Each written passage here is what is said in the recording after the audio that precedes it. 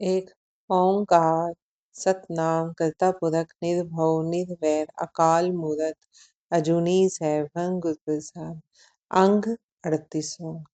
श्री राग महला तीजा।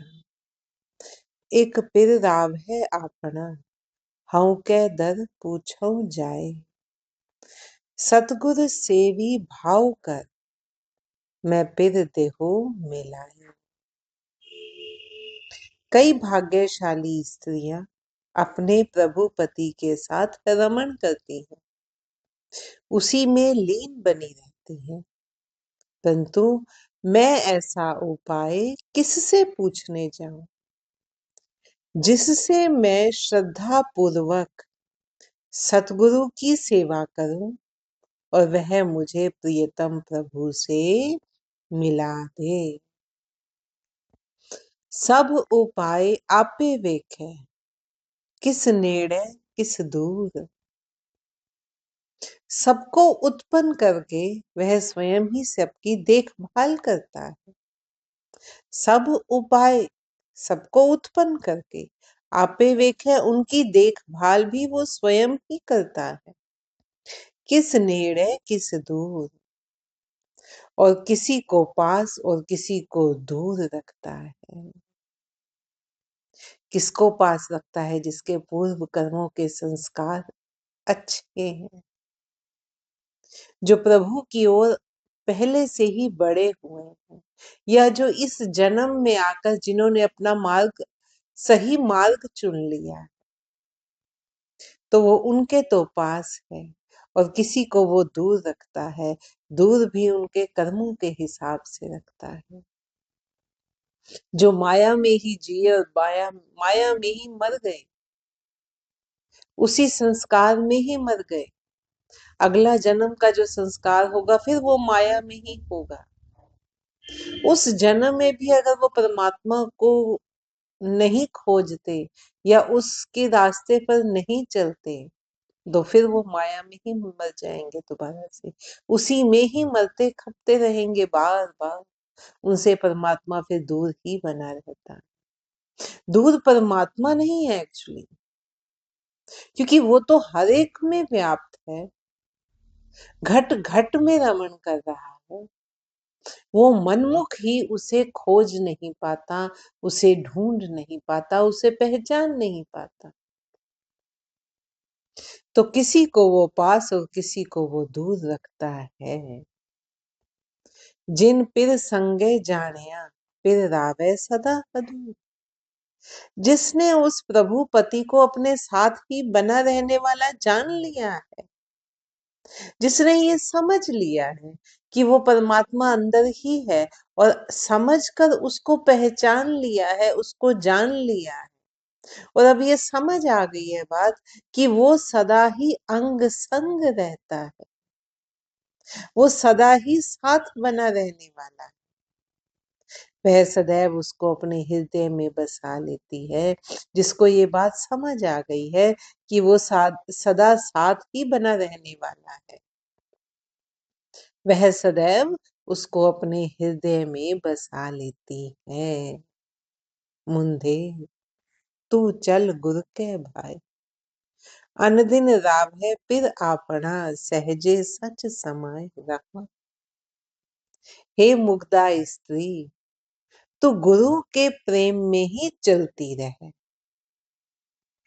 सदैव अपने प्रियतम में लीन बनी रहे, और सहज भाव में ही सत्य में समाहित हो जा। तू अपने प्रियतम में लीन बनी रहे, काम हाथ से जो मर्जी कर लो, मन उस प्रियतम के साथ लगा लो।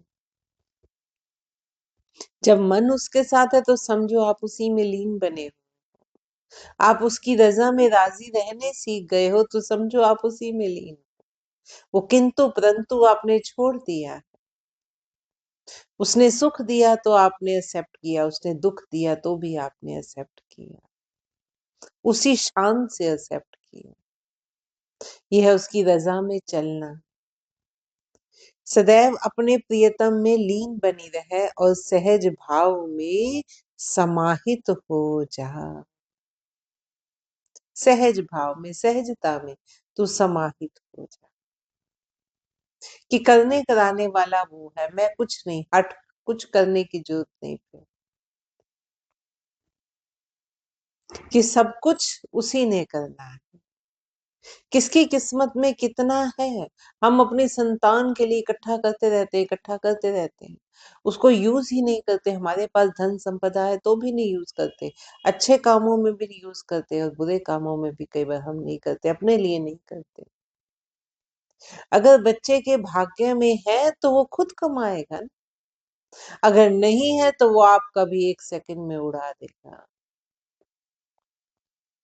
तो वो आपकी देखभाल करता है, उसी ने लेख लिखे हुए हैं। जब ये बात समझ आ जाती है तो सहज भाव अपने आप आ जाता है। तो जो गुरु से प्रेम करने करने वाले हैं, जो गुरु के बताए हुए मार्ग पर चलने वाले हैं, वो अपने सदा प्रियतम में अपन सदा ही लीन बने रहते हैं और सहज भाव में ही सत्य में समाहित हो जाए। तो मुग्धा स्त्री अपने आप को कह रहे हैं, जीवात्मा को कह रहे हैं कि तू गुरु के प्रेम में चलती रहे, सदैव अपने प्रियतम में लीन बनी रहे और सहज भाव से ही सत्य में मीन्स परमात्मा में समाहित हो जा रहा हो। सबद रतिया सोहागणी, सच्चे सबद सिगार। शब्द गुरु के रंग में रंगी हुई सुहागने सच्चे शब्द का ही श्रृंगार करती हैं, प्रभु के नाम का श्रृंगार करती हैं, प्रभु के गुणों का श्रृंगार करती हैं। हर वर पायन घर आपने, गुरु के हेत प्यार। गुरु के प्रति श्रद्धा रखती हुई वे अपने अंदर ही परमात्मा रूपी वर को प्राप्त कर लेती है।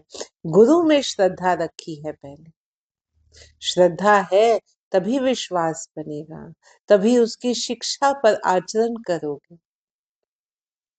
अगर विश्वास ही नहीं बन पाया, अगर श्रद्धा ही नहीं बन पाई, तो आप बार बार उनके विचारों का मनन कैसे करोगे? नहीं कर पाओ। श्रद्धा बनती है, विश्वास बनता है, तभी हम उसकी हर कही हुई बात को मानते हैं। जिसके ऊपर हमें विश्वास होता है, हम कहते हैं ना कि नहीं उसने बात कही है, वो गलत नहीं हो सकती। तो गुरु में श्रद्धा होगी, विश्वास होगा, तभी उसके बताए हुए मार्ग पर निसंकोच चल पाएंगे।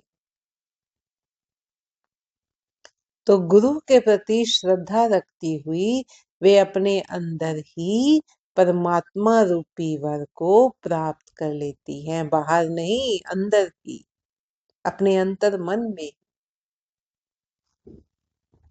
सेज सुहावी हर रंग रवै, भगत भरे भंडार। सो प्रभ प्रीतम मन वसै, जे सबसे दे आधार। उन गुरु प्रीतमों की अंतरकरण रूपी सेज अत्यंत सुंदर होती है। जो अंतःकरण है ना, अब शुद्ध हो गया है, वहां अवगुणों की बजाय अवगुण आ गए हैं, झूठ की जगह सच आ गए। जो भटकाव था, भाग दौड़ थी, अब उसकी जगह स्थिरता आ गई। मोह की जगह, ममता की जगह अब धर्म आ गया है। उनकी अंतःकरण रूपी सेज अत्यंत सुंदर होती है। वहां तृष्णा की आग नहीं, वहां भक्ति की शीतलता है, फिर अब सुंदर हो गई है। जो प्रभु के प्रेम में रमण करते हैं, उनके भक्ति के भंडार भरे रहते हैं। जो प्रभु सबको आधार दे रहा है, वह उनके मन में बसता है।